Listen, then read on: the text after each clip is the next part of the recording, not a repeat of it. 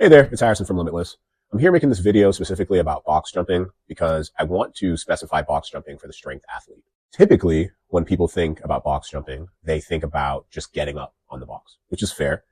We want to work on our height. But for the strength sport athlete, we also need to consider how we can make the jump more specific to our sport. It doesn't matter if you're a powerlifter. It doesn't matter if you're a weightlifter. It doesn't really even matter if you're a strongman. When we think about being explosive and coming out of the hole, we have a common point in our foot that we focus our force through, or rather a common point in our foot that when we're able to focus through, we're able to produce the best results. Now, this is not exactly fitted to maybe a driving competition when I think about a strongman and having to push something, but your basic squat mechanics should have these basics in mind. That specific point in our foot should be slightly ahead of our heel. So this is a right foot. If I go ahead and I turn it over, we see that our heel is right about here, where that center of pressure where you should be focusing on should be somewhere right about here. It's a midway point between the heel and the arch, where the arch might begin. That point is very important because that is a nice stable point that has slight variance as far as location goes on each and every person's foot, but it is a typically common spot where if we produce said force, we'll be able to transfer said force into whatever implement we are lifting. In the strength sports, we're moving an object. When we're doing plyometric exercises, we are the object, and so we should move accordingly. That's a very important point to distinguish because that's the difference between doing this and this. Okay. I produced way more power because I was pushing through my center of pressure. You'll also notice that at a certain point, my heels do lift up, but that is an effect of power production. That is not the intention. Another point that I want to stress is that this is about quality, not quantity. I don't really care about how high you can jump, nor do I care how many times you can perform it. What I care about is getting quality reps in. If this is the height that you're able to jump, which is about 8 inches, then so be it. If you can jump higher, you only want to do it when you're able to perform the proper mechanics consistently and you require a greater challenge or stimulus.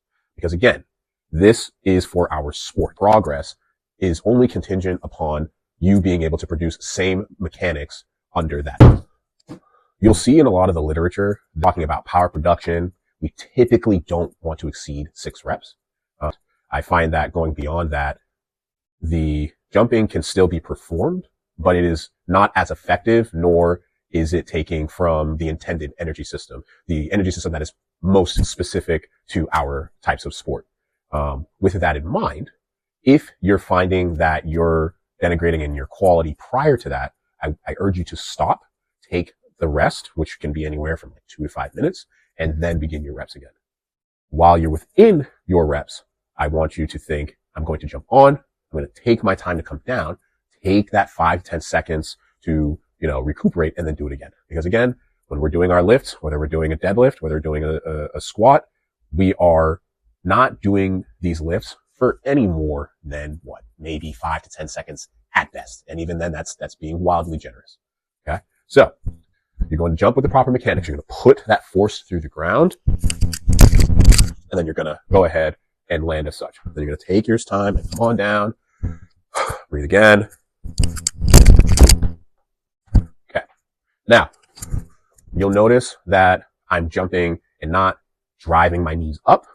That is ideally what you should be aiming to do in these types of situations. There are going to be moments where you're going to lift your knee up, right? Like, that's okay.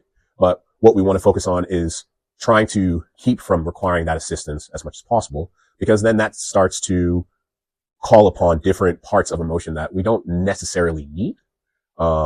And if we do need them, most often than not, it should come secondary to the kind of jumping that I previously showed, which was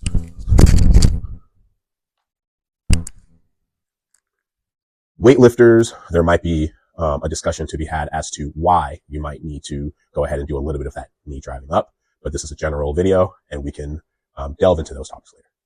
Okay. The last point that I want to make is that in all the jumps that I have done, they've been relatively quiet in landing. And that is very important, right? This is meant to be a power production exercise, not necessarily a power absorption exercise. And what I mean is that to do a depth drop is to learn how to accept force.